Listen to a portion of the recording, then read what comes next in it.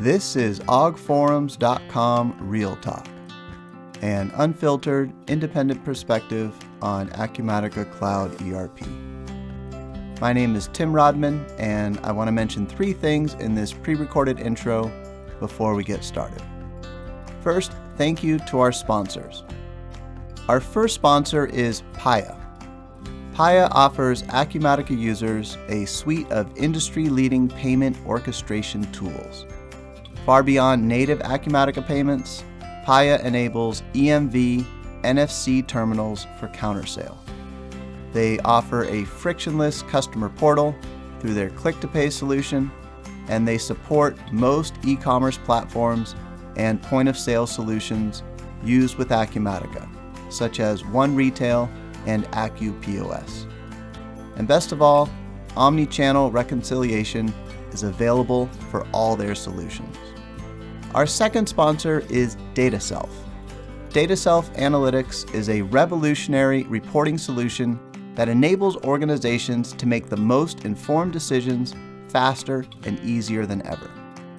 It uniquely simplifies business intelligence, empowers anyone to build and access dashboards, and delivers critical business insight when and where you need it. Our third sponsor is Aldrich Web Solutions. Are you a distributor using Acumatica, yet struggling with an e-commerce fit? US-based Aldrich Web Solutions out of Marion, Illinois, has 2 decades of experience helping distributors find success online. Our team of experts built the integration, creating websites that work effortlessly with Acumatica. With our reputation for swift customer service and meticulous attention to detail, we are the perfect fit for distributors needing online solutions. Please take a minute to support this podcast by clicking each one of the sponsor banners located at augforums.com/sponsors.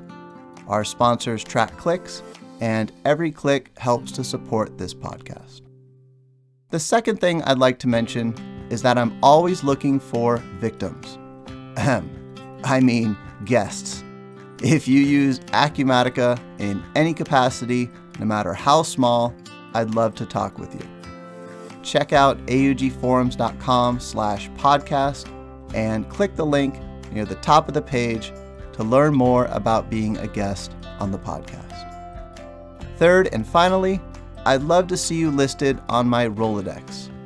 Check out augforums.com/Rolodex to find out who else is using Acumatica and read the instructions at the top to see how you can add yourself to the list.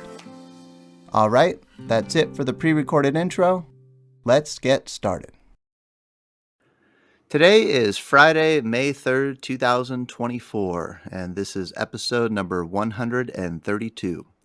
You can find related links on the episode page at augforums.com/episode 132. Today I'm talking with Jeremy Sharp about 3 different products that he has: a time tracker, deposit invoices, and label printing. Hey Jeremy, thanks for coming on today. Thank you, Tim. And this is an audio-only podcast, so people can't see the very official bookcase slash, I don't know, you got a very nice executive-looking background there. And I think it's real, right? It's not Got a background. I love that. Awesome. So before we dive into your products, I always like diving into the brief origin story of all of our guests. And, maybe you could tell us where you grew up, where you went to school, and how you landed in the world of mid-market ERP. Sure. So where I grew up is all over the place. I was born in Tennessee, but while I was in grade school, went to Virginia, California a couple times, and Texas. So was all over the country, I guess, both sides. And military or something not military? My dad got promoted a lot, and he went wherever they sent him. Wow. Okay. Yeah. So that was always fun, but I think that helped shape my personality a little bit. I had to be open to meeting new people and get used to losing and gaining friends as I went. We didn't have a lot of ways to connect back then as far as Facebook and everything else. So it was a little challenging, but definitely shaped my personality quite a bit, especially getting the culture is different, born in Tennessee and then at some point being in California as a young child, you open your eyes a little bit, seeing those parts of even just the country. So that was very exciting. And then I went to the University of North Texas, got my degree in finance, and from there actually took a step into retail management. And I spent almost 12 years in retail management between Petco, PetSmart, and Toys R Us. And I escaped Toys R Us right before they went down and joined Fusion Software. And that was my entry point to Acumatica as a whole. And Fusion is an ISV that recently joined Kinsium, point of sale warehouse management software. I was with them for several years, 6 years, I guess, and then joined Blytheco as a Acumatica consultant and spent a few years there. Awesome team to work with, and ended up as a end user with EIS Holdings, and now on my own, doing some consulting work and with some of those former employers as well. So, having those in my history has really helped because I've got a lot of those connections to help with the consulting I'm doing on the side right now. Okay, so I'm curious that like bend in the road between retail management and Fusion Software.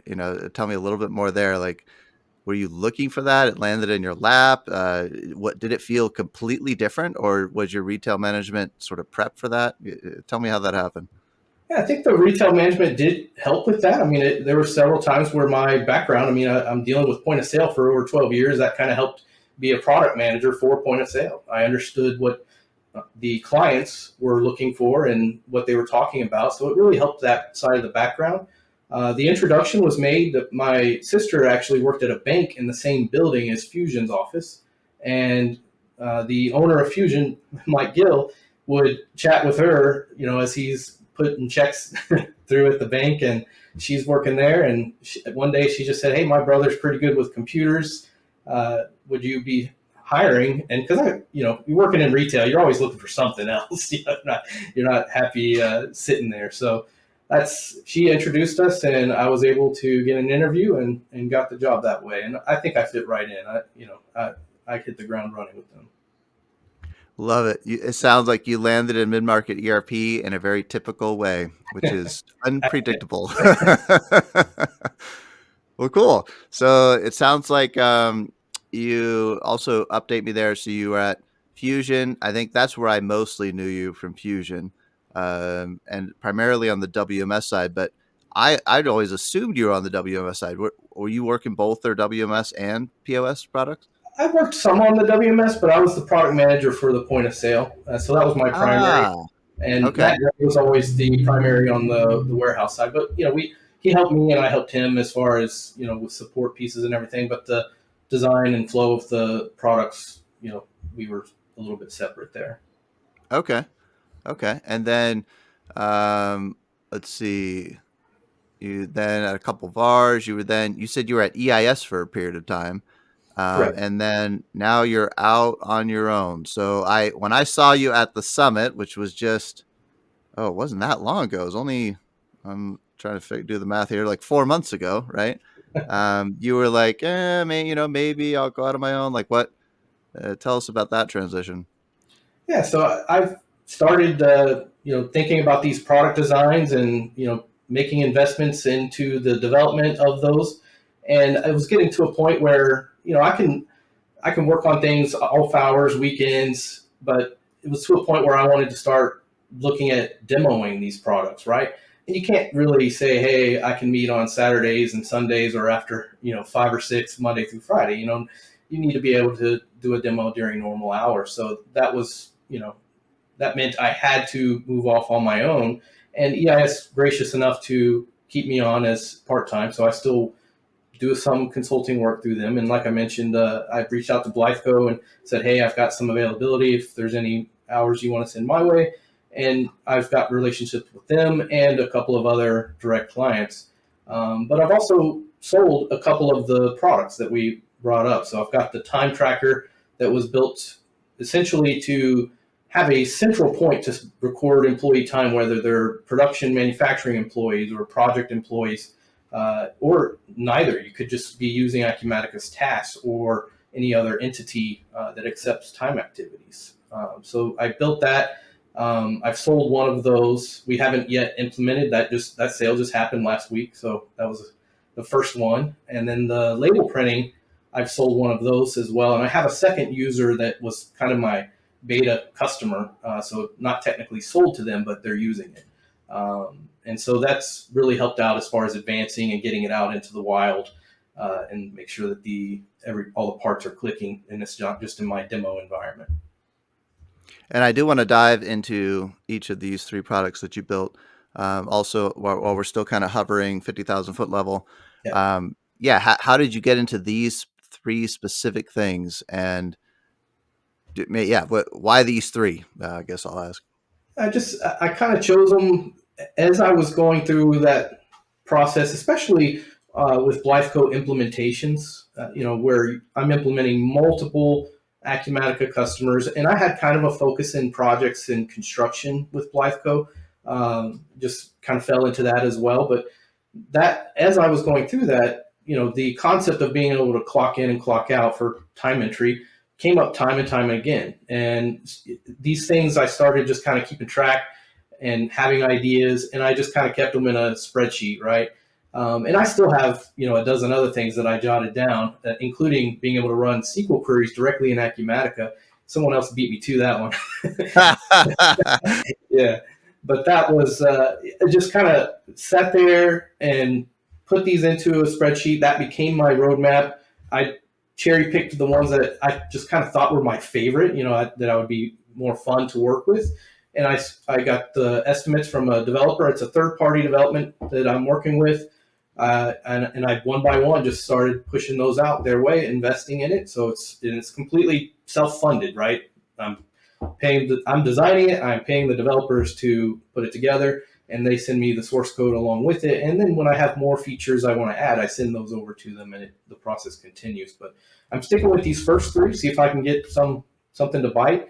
And if those are successful, then I have plans to continue down that roadmap, because I've got more ideas from just that experience, just encountering what I guess functional gaps that look like they could be solved with not a whole lot. But instead of everyone that has to go through it having to scratch some kind of solution together over and over, here is a prepackaged solution that's ready for them. Love it. Yeah, you are a kindred soul. I totally am with you there. Same. That's my thinking on the SQL product. It didn't take a lot to put that together, but same thought. It's like, rather than everyone having to build it themselves, why not, Exactly. deliver it? That's awesome. Okay, so yeah, you've seen a lot because you've been around the Acumatica. So when did you get involved with Fusion? When did you get involved with Acumatica first? Late 2013. Fusion. It was they were just starting the Acumatica piece, right before then, and that's where it was. The kindred soul connection strengthens. I was 2013 as well, a little earlier in 2013, same year though. That's crazy. You taught me one year the report designer course. I don't know if that was in Seattle or that was somewhere out there. One of those training events. Yeah, that would have been like 2015 or 2016 when I was at Acumatica. But that's crazy. Yeah, so you've been around a lot, so you have a good feel for the gaps. Yeah. And as is always the case with any mid-market ERP product, they can never fill all the gaps themselves. So yeah, there's always place. And yeah, gutsy move. Props to you for going out on your own. I hope it goes really well. And yeah, let's dive in. Let's see if we can describe these in a way that you can get some more customers for any of your three products. Great. Maybe let's start with that time tracker. So talk to us about that. Yeah, so the way I built that is it's a time tracker screen. You can go into, it'll default to the current employee. There's the ability to designate it as a shared terminal, and that's where maybe you don't want to sign in and sign out as a bunch of different employees with different Acumatica credentials. So you can actually scan a badge that represents an employee, and that'll load the employee. Then you can scan what you're trying to do. Clock in, clock out.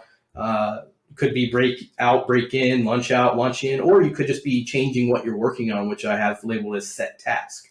And then I have it so that you can barcode the production order number and operation together in one barcode, so you don't have to scan multiple, for the type and the number and the operation. It's one barcode, and you're loaded in for that production order. And same thing with project and tasks, and cost code as well if you have those enabled. So you can actually have one barcode to get into those two.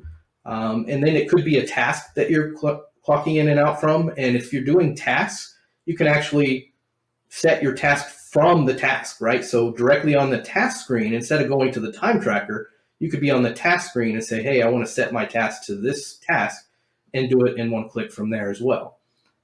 Entities are, think about other screens like kit assembly, where you can actually tie into another type of entity. So I've got cases and kit assemblies where you can actually clock in and out from those screens as well. I have plans to add more screens. Those were just kind of the first few that I thought would be interesting. But even without those, let's say you wanted to clock into an opportunity, you could do that via a barcode from the time tracker too. So you can track time, and you can divide that time into different types.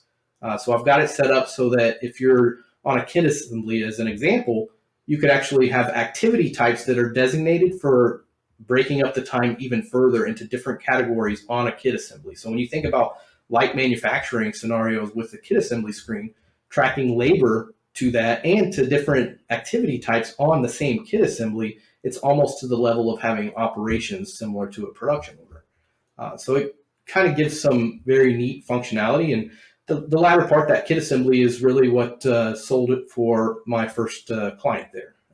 And then I have it so that if you have a manual edit, add, or deletion, meaning you didn't flow through the actions, that it will record that on a log tab automatically. So instead of having to worry about configuring Acumatica's audit trail, this just shows it for you, so you can have a naturally built audit trail for manual ads, and it'll show who did it and when. Let me go through some of the features also that I'm working on, just from doing multiple demos and having some feedback. And that's my plan. I'm not going to think of everything, but other folks are doing a lot of thinking for me and helping me with some ideas. I've had feedback on multiple production clock entry. It's a feature of Acumatica that's under development right now. Overnight shift support. Wait, explain that one to me. Oh, So it sounds like you're doing manufacturing, you're doing construction, you're even doing light. You're kind of all over. yeah. You're able to hit all of the Acumatica entry points. But yeah, so tell me about that one again. The multiple Yeah, production. with Acumatica, and I'll be honest, I wasn't terribly familiar with that behavior. I hadn't worked with it directly in the past, but it was asked of me, so I looked into it. And Acumatica allows you to essentially clock in to multiple production orders at the same time, and then the overlapping time gets divided or distributed across that. So the labor entries are distributed, and it's kind of complex, I guess, when you think about it. But I've got that in development right now, and there's going to be separate features allowing you to do that exact thing, and it will also divide it the same way. And when the time tracker completes, it creates time activities if it's projects, tasks, or other entities. But for production, it creates labor entries, under the production workspace. So it has different behaviors depending on what type of object or entity you are actually clocking into for that. But that's essentially, it's meant to be all encompassing. There is one area, I listened to your podcast, I think it was Heuristic, where they have a time tracker, and they have it so that it works with service orders, I believe I heard on there. That's the one area I haven't really delved into with this time tracker. Technically, you could select an appointment as an entity and tie time into it, but there's so much more to it than that when you're talking about appointments and service orders. So that'll probably be something down the road, maybe the first time someone actually asks for it before I'll start looking into that piece. But really, any other corner of Acumatica that you want to attribute time for someone, this has it built in for you.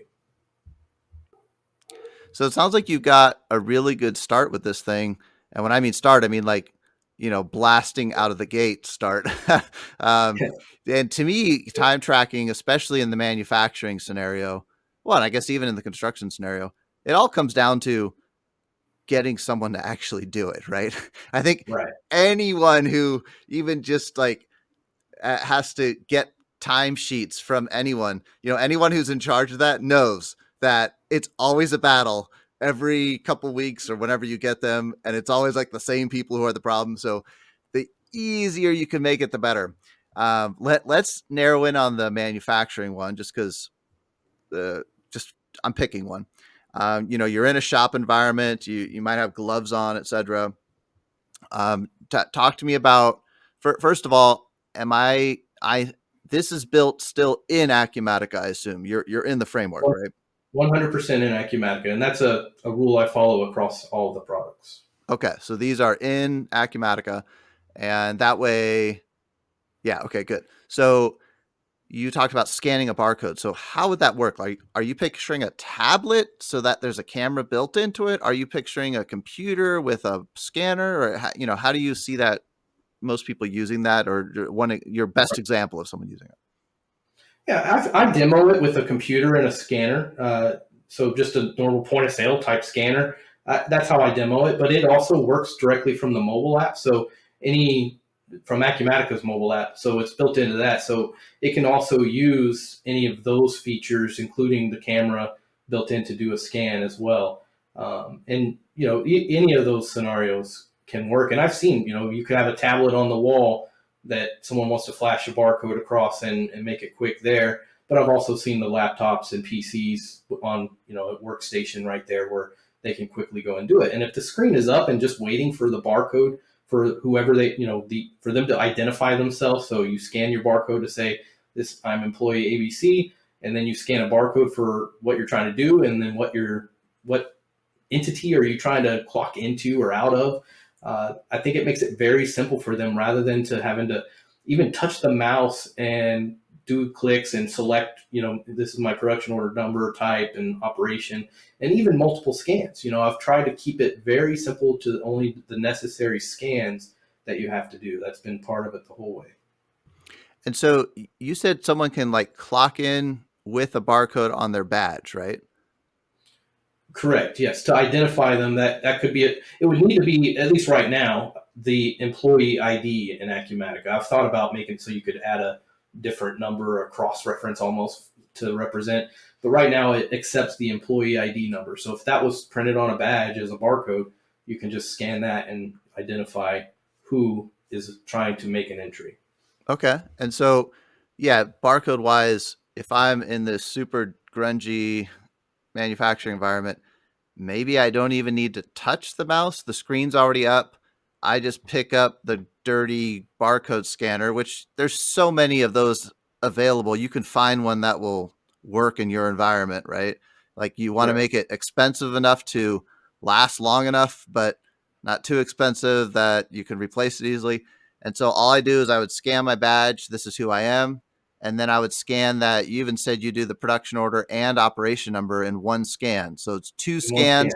And I just started a clock on that operation when I do that. Yeah, you basically just stamped it that you clocked into that operation essentially, and then when you change to something else, it does an out for the previous one and an in for the new one. Now the new feature where you can clock into multiples, it's going to have a different scenario attached to it, but it's still going to be simple and allow you to do the same thing. And then what about like if I just have, so to keep it simple, I just have that one screen running on that computer the whole time, all the time. And then I'm sure you might be more familiar with this than me, but one issue is like the screen kind of times out after a while, but I'm sure there's like browser plugins you can have that auto refresh a screen every couple minutes or something like that, right? So it's always hot and always live. Right. And yes, and you can, whether you're local or whether you go through Acumatica support, if it's in the cloud, hosted by Acumatica, you can adjust that timeout on, for Acumatica as a whole. You may or may not want that across the board, but you can have some control, because if you're working throughout the day and if you're hitting it every 30 minutes to an hour, it's not going to time out. But if you work 3 straight hours without a break and without having any change, nobody had any change, yes, it might time out. But that's where you would have the saved credentials and sign right back in. And it can be one set of credentials that are saved right there, right? Because we're talking about the ability to share that terminal. That's how it's designed. So you can have it so that one shared user only sees the necessary screens that to allow them to do their functions, but the home screen is that time tracker. And so as soon as they sign in, it's right there ready for them to be able to clock in. Yeah, I really like that idea. Well done there. Okay, cool. Yeah, so it sounds like you're off and running. You got a time tracker that hits manufacturing and construction, and it sounds like cases. I mean, to me, the manufacturing is the one I'm most familiar with. You know, the grungy environment, and it's the hardest one.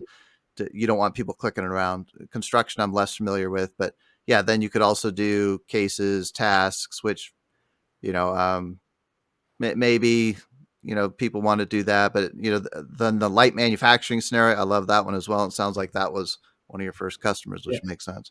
Okay. Anything else on the time tracker that you want to bring up before we move on to the next one? I think that's good. I think we covered it. No, cool. Yeah. So then the next one, deposit invoices. Talk to us more about that one. Yeah, so the deposit invoice feature, it comes from a project accounting scenario where I've got this project. I don't even want to start this project activate or anything until I've got deposit collected. And so right now with Acumatica, you really have nothing to send to a customer when you're expecting a deposit, right? And once you receive that deposit, you can enter it as a prepayment, but that does not track against the project in any way. It doesn't create any, it won't even let you create a project transaction. There's other ways you could kind of link things together, but it's really very difficult to tell what my deposits are that I've collected and applied for any given project.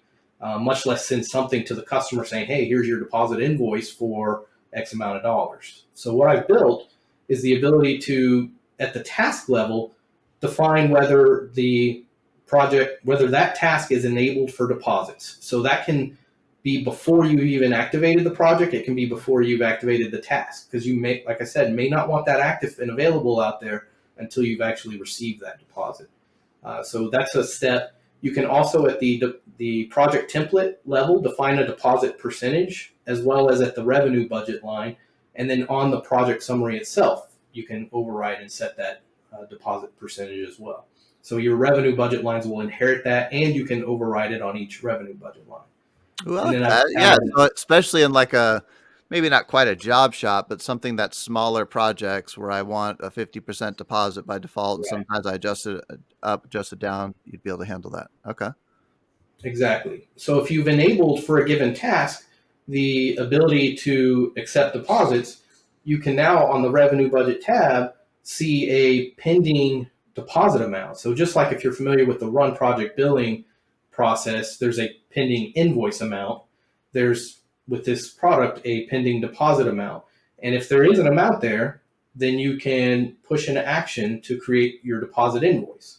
And this creates a real AR invoice, as far as using the AR invoice screen, but it has its own unique type. It's just a deposit invoice type, and it does not create your GL entry to AR or sales, because it's not sales. It's nothing yet. It's just we want a piece of paper to send to the customer so that we can indicate they owe us, that we're asking for their money at this point.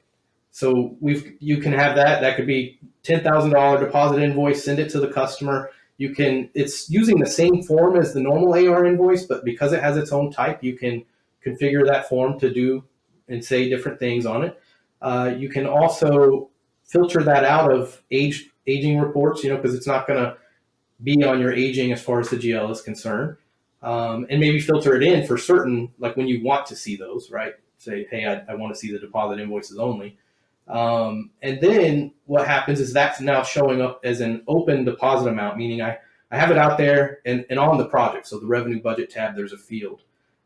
And once you actually get a prepayment for that, you can enter it as a prepayment, and then you can tie it from the prepayment to that deposit invoice, or from the deposit invoice, you can create the prepayment and associate it that way. So there's multiple routes you can take to connect the two. But once you've made that connection, and it's not technically an application, it's just a link, right? That now shows up on the project as a deposit received and unapplied. And then eventually, when you have a true invoice, you can apply that prepayment to that project invoice, and it'll show up as a deposit applied. So it gives you visibility and capabilities around collecting deposits and tracking them that were not there previously. So even all the way up into the payment part, when I actually receive the payment, and now you're creating a regular Acumatica payment, it sounds like, just with some links, that will do an actual journal entry, right? Yes, the payment, in this scenario, it would be a prepayment. It would create your journal transaction to your customer deposits in cash. So that would be the first GL impact of this process. And when you do that entry, does the project have to be active yet, or it still could be not active? It could still be inactive. Cool. Okay. So the prepayment isn't going to care what the project is when you go and enter that. And then when you connect it to the deposit invoice is already there waiting. So it could be active. It could still be in planning. And then this part might be too invasive, and you might not even want to do this, but can I have it so that I can't activate the project until the deposit has actually been received? I haven't done that step, and I try to avoid with my customizations interfering with workflow, natural workflow of Acumatica. That's why I Because hesitate as well too. Yeah. More yeah, upgrade, there's potential to reasons. break Yeah, upgrades. Yeah. Yeah. Okay. So it'd just be like a policy, you're not supposed to right. do it until it's been received. Okay. Cool. I like it. Um, Anything else on that one? I'm trying to, yeah, this seems like a totally, it almost, yeah, you almost, right now it's only on projects. You can't do it on sales orders yet. Is that That's right? what's next. The sales and Okay. service orders. That's what's in planning right now. But right now it's just for projects. And I should add, there's also a bulk processing screen for this, just like there is for run project billing. So you can actually put this on a schedule as well and automate that. So your only step may need to be, hey, we're ready to start collecting deposits. Go enable that on the task, and then that'll funnel through to the process screen as well. Okay. Yeah. So people just set up their projects, which are really like, actually at that point, you could almost treat projects like opportunities. Like you could set them up sooner rather than later. And then the deposit part's just auto generating on the back end if you wanted to do it that way. Correct. Okay. Oh, interesting. Cool. And then you said tasks in there somewhere, I think, or am I still thinking of the time tracker? Was there anything with tasks? Oh, you were talking about project tasks. Okay. I was going to like, the task feature. Okay. No, that makes sense. All right. Project task. Cool. All right. And then the last one you had is label printing. Tell us about that one. Yeah, so that was very consistent as far as encountering a need to be able to print labels, and Acumatica has some ways through Report Designer, et cetera. But think about a scenario where you just want to make a list of items and then print labels for them. There's really not a great way to handle that out of the box in Acumatica, and there's not a great way to just simply design ZPL templates and feed your label printer through Device Hub. You can create that on a given screen through customizing. But again, we're trying to make it so that, hey, it's already here. If you want to print labels from any screen, this can do it because it uses, as I mentioned, label templates you design directly in Acumatica with ZPL, and it uses the Acumatica Device Hub to send that to the label printer, and it uses generic inquiry data providers as a data source. So it doesn't matter what you want to print labels for. It can be items, it can be fixed assets, equipment, badges for employees that we were talking about recently. Anything you want to print and you want to do it through ZPL and you want to feed it through your Zebra printer, we can make that happen. And one of the key features that won that first customer is the feature that's called scan and print. And what that goes back to my retail background, where I would have a mobile Zebra printer attached to my hip, a handheld scanner, where I would make a list of items that I want to print, and it would print right there with me where I could stick it on the shelf. So if I encounter an item with no shelf price label, I could quickly address that right there on the spot. This would let you do something exactly like that because of the scan and print feature. And think about Acumatica's screens like scan and issue, those automated inventory type of screens, built exactly in that fashion where it really can take any cross-reference, barcode, the item number itself. You can also hit plus and manually look something up if you don't have a barcode in front of you to scan.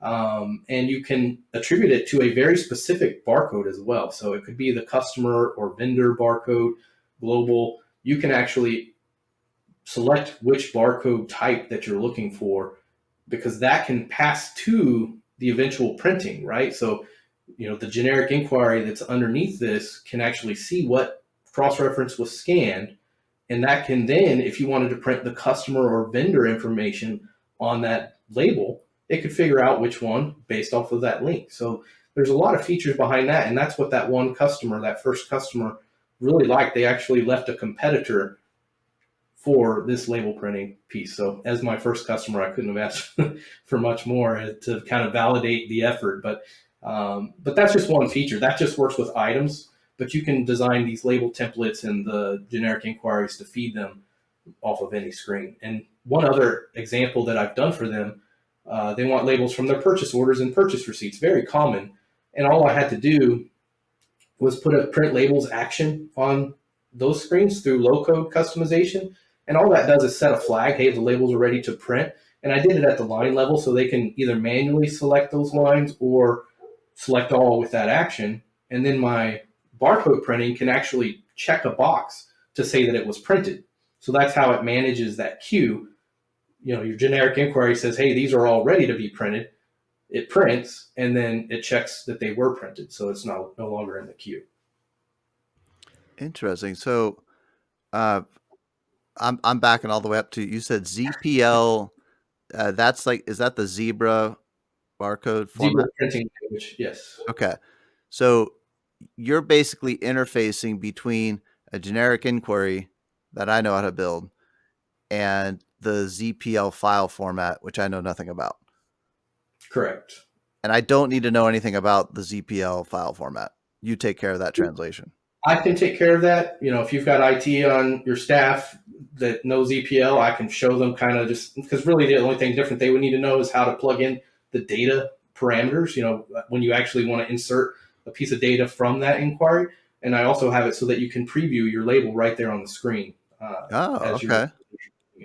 So they do have the option to get into the ZPL to make finer adjustments if they want. Yes. Okay.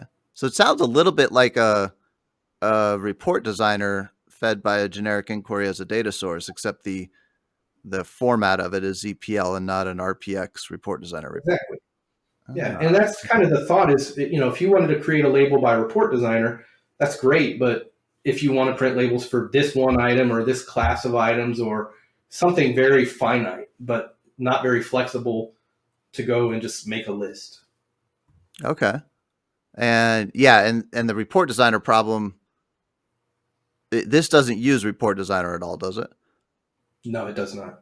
Yeah, because the problem there is the output is really HTML or PDF. That's how they're designed. Unless you like send it to, there's that clunky like batch file way of doing it. And anyways, yeah. Okay, so yeah, Right. you're kind of cutting that out. It makes sense, but you are using the device hub, and I guess that's how you make it so that the labels can go right to the label printer without someone having to like have the driver set up or whatever, right? Exactly. Yeah. Okay. And I've demonstrated that you can load images to your printer and we can refer to those. So think about logos, or I demonstrated once with a warehouse location label, being able to print arrows indicating up or down, left and right, just to indicate what location you're referring to. If you've got a warehouse rack where the bottom shelf doesn't have or the bottom rack doesn't have a shelf to it, it's just where you can roll a pallet in or something like that. How do you put a label on that particular shelf? You might put it on the shelf above and then have an arrow pointing down. So that helps the warehouse workers identify where they're at. And that's just an image. So any like PNG type JPEG image, it could be whatever I want it to be. Yeah, and most of the time, I don't think I've completely researched that, but usually it's like a black and white. Just based off the Zebra printer that I have, I think it only does black and white. So we're not talking about any crazy images, but just basic things that you may want to have print on a label, like a logo or arrows, anything like that that may help identify something for you. Okay. And because it goes through Device Hub, which is sort of like its own little computers that's set up somewhere that basically I don't care about, could it also be done on a schedule? So like you mentioned the purchase order, purchase receipt scenario.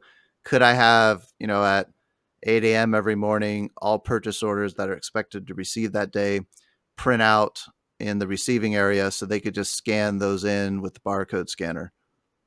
We could certainly do something like that. All of everything I've been talking about, no matter whether you're using the scan and print function that I mentioned, or some action on the purchase order to print the labels, everything feeds through a print labels process screen that can be automated per label template, per printer. So you can decide that sort of thing to have things automated and run at certain times, or as they show up. If you have it set to run every minute, it can just print as soon as it shows up, and you don't have to go to that screen yourself and print unless you choose to. Cool. Very cool. All right. Yeah, I love solutions like this that really open the door to like a ton of creative applications of it. Yeah, it's not just this rigid out of the box thing that works a certain way. I mean, yeah, you can really do a lot of interesting things with that. Cool. Okay. Yeah. So label printing. Can I push you on the competitor that you beat out? The one that is it like bartender or bar? There's a Well, common one bartender, people use. it's like an external like integration, but and these guys are great. But Asgard Labels, they came out with their product as mine was under development, and their product is similar. It's built mostly in Acumatica, as far as I understand, and can print labels off of screens. So props to them. Research them and look at them. I don't think they have that scan and print feature. Maybe they'll implement it if they hear this, but things like that. But they're awesome. I mean, when I saw theirs come out, I was like, hey, that's very similar to mine. But mine is purely generic inquiry based. So no matter however you're using it, it's based off of that generic inquiry. I think theirs is more screen based, but I think it can also do generic inquiries. So, definitely recommend, if you're looking for label printing features, options, check them out, check us out, and see what you think. Okay. Yeah, it sounds like a lot of it is the skill in crafting a solution, and with your decade plus of Acumatica background, just being able to do a minimally invasive solution there that utilizes your label printing solution, but it's not just that; it's about how to apply it in the real world, and you bring those skills to the table. Okay, cool. Well, love it. Thanks for covering those three. And do you have any type of like demos out there that I could link to on this episode page? Well, my LinkedIn and my YouTube channel, I don't I don't have all those memorized off the top of my head, Oh, but I no can need to. certainly. No, I'll get the links from you later. I was just wondering. Yeah. Yes, All right. but So yes, link. You have some videos out there that I can link to. So take a look correct. at the augforums.com/episode 132 page for links to, to actually see some of this stuff. And then contacting you, is that maybe I could put your email on this episode page as well? Yeah, I'll send you the Trebia software email address. I think you might have Okay. my Gmail, but I'll send that over to you. Yeah. Well, let's make this official. Okay. I like Yeah. it. Very cool. So yeah, I'll get your LinkedIn profile in there, some demo videos, and the trivia email. So trivia is your company name that you're going with. Correct. Yeah. Okay. Trebia software, and that's that one I do know. It's trebiasoft.com. TRABEASOFT. Cool. Very cool. So, I mean, are these three products occupying all of your time right now, or I think you mentioned you're also doing work for, previous clients. Are you like, I do you still have have band. availability for anyone else who might need help? Yes, if they need help, my background is more in distribution, as you've heard about the point of sale, warehouse management, projects, construction, but also custom development. I've got this relationship with these developers now. They're awesome. If you need custom development, I can help you with solutioning that, designing it, and getting estimates, prices for you, and testing and delivering it. So I can be a development option. I can be and let me do a shout out to these guys too at AuditSoft. That's who I'm working with as far as the development side. Ruslan over there, awesome. They have an amazing team. I've worked with a lot of third party developers, and usually all great, but these guys do awesome work. I mean, the stuff that I ask of them, sometimes I'm like, I don't even know if it's feasible, and then it just shows up. So they're able to really get things done and stay in communication, and they do it fast. But I'm happy to be a liaison in between if you would like to have someone help with the design side of things. But feel free to reach out to them directly. Feel like an advertisement now, and then Well, I appreciate but yeah, that transparency, but yeah, I mean, the importance of having a throat to choke that's also yeah, US based is important, and someone who's going to own the solution. Yeah, so I think you still add a ton of value there. Yeah. Okay. yeah, and I can demonstrate what, even if my products don't do what you need, me demonstrating that at least shows their work and our capabilities combined. Okay. Cool. So it sounds like you're keeping busy over there, and you're off and running now, and yeah, best luck to you, man. I think the Acumatica space is still doing very well, and I think there's a lot of room for so many of these types of solutions. And I love that you built them in the Acumatica framework. So I assume that maybe talk to me about how you're pricing these. Are they you following Acumatica's pricing where it's not user based pricing? Yeah, it's a subscription model, and I'm happy to share the time tracker. I'm charging 2,700 annually for the time tracker, 2,100 annually for the label printing, and 2,400 annually for the deposit invoices. And no user base. You're just following Acumatica's. Like you're licensing it per instance. Is that how it goes? It's per instance, and I don't if if you have a dozen printers for the label printing or two, it's all one price. And same with like the time tracker. I can have as many people clocking in and clocking out as I want. 100 or five. Okay. Okay. Anything. There's no tiers on it. I wanted to keep it simple for me, but also just at the end of the day, the product is there. It took the same amount of time to develop it, no matter who you are. As a potential customer, it took a certain investment to create these, and I based that price off of that investment, right? And at the end of the day, I don't want to bump that up just because this is a larger client. I like that. Well, awesome, Jeremy. Thanks for coming on to talk about it. I know we had chatted at Summit. I'm glad 4 months later we were able to get this recorded and get it out there. And yeah, again, best luck to you. I think you're going to do awesome. And if anyone has time tracker, deposit invoices, label printing, custom development needs, consulting needs, sounds like you're ready and available to take on work. Ready to go. Let me know. And thank you, Tim. I appreciate it. All right. Well, that's it for now. We'll catch you on the next episode of ogforums.com Real Talk. Thanks for listening and take care.